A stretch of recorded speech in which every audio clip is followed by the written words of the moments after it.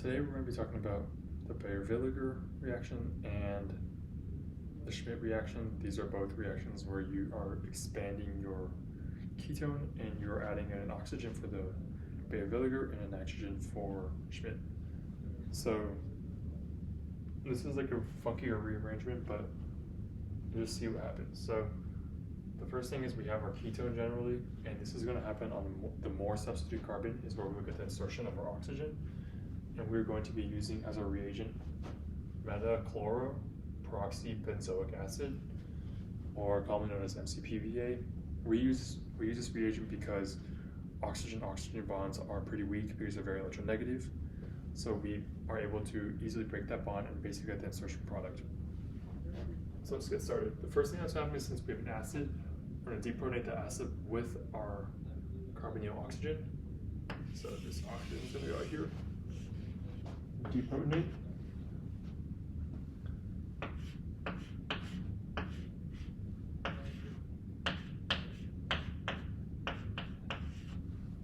And we're going to have an oxyanion as a result. This forms like a nucleophile, so it's going to attack this carbonyl carbon. And we get this pretty big product.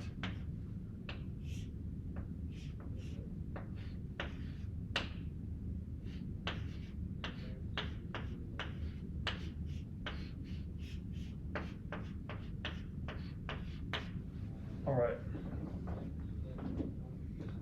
And now we are going to get our, basically this gets finished in one step. So what's going to happen is we're trying to get this oxygen to basically swap in right here and connect to this ethyl is going to tack onto this oxygen.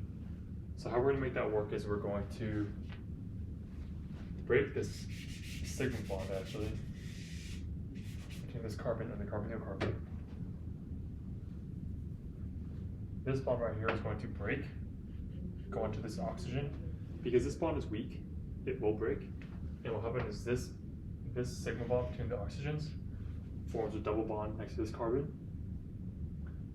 Now we have too many electrons on this carbon right here, so we need to use this double bond to go out, deprotonate our alcohol. And then as the final thing, because we're deprotonated, where's the electron density go? It comes down and forms the carbonyl again. So first I'm going to draw, I have my first of my methyl, then I'm drawing my double bonded to my oxygen right here. I'll use bigger.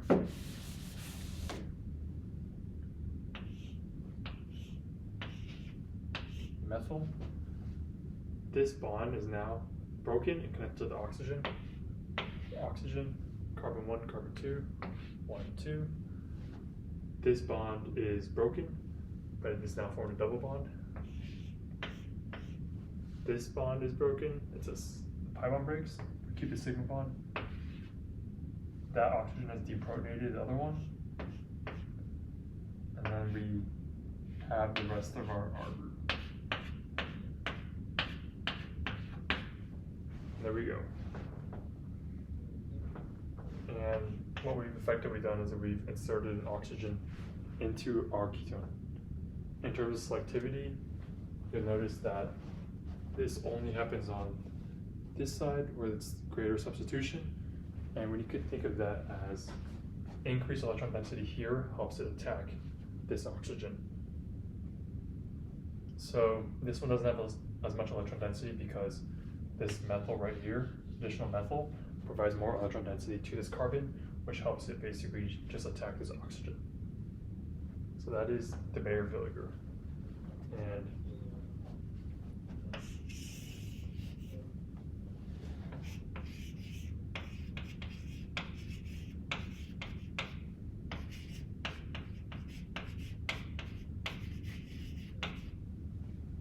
Baeyer-Villiger. Okay. Now onto the Schmidt.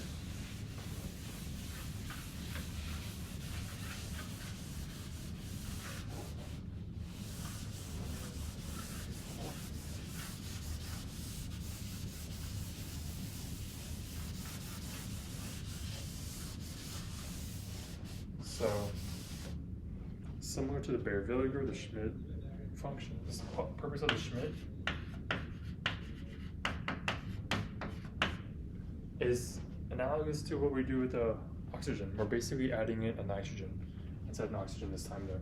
So we continue with our ketone. I'm going to use the exact same one as last time.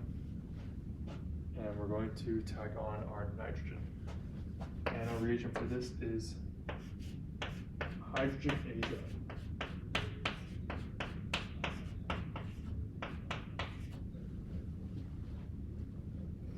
Alright, so the first thing that we're going to do is we're going to depronate our hydrogen azide. Super similar to last time.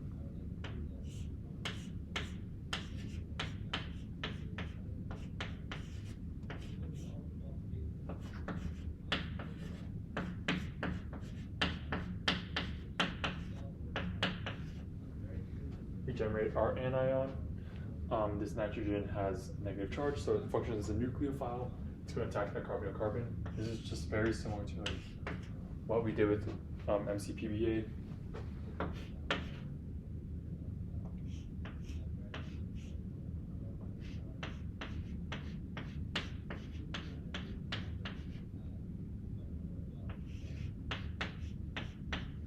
All right.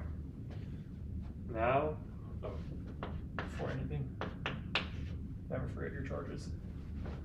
Now we're going to use another equivalent of the hydrogen azide and we're going to protonate this nitrogen.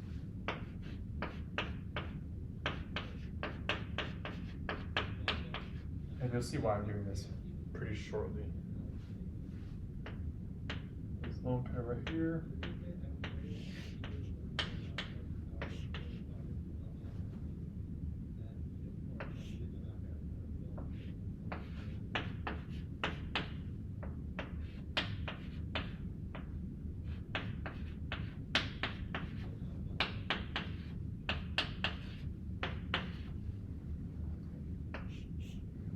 Alrighty, now we're going to draw a resonance structure that will, ultimately what we want to do for this is thermodynamically our best option is to basically create a thermodynamic sink.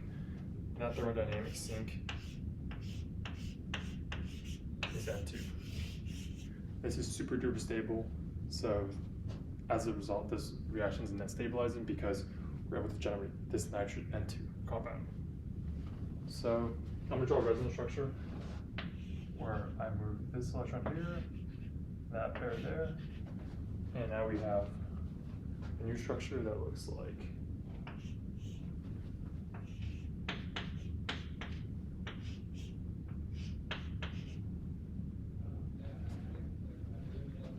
I didn't move proton. Here we go. Proton.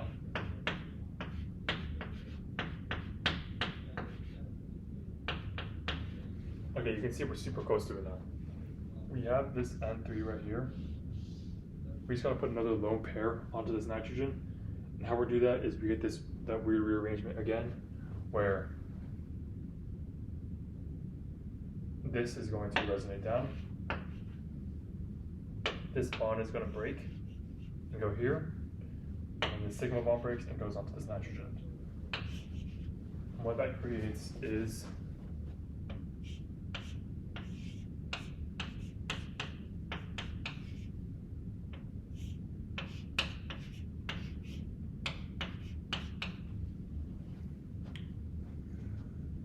and then we also have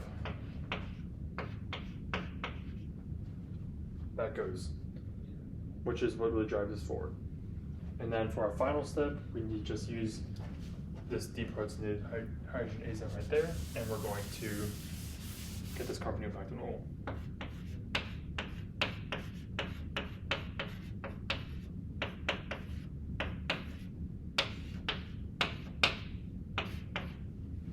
And there we are.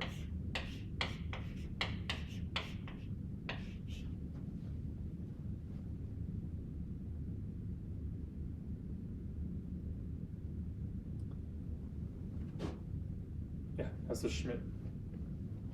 In terms of selectivity, exactly the same as MCPBA, exact same as the Baeyer-Villiger.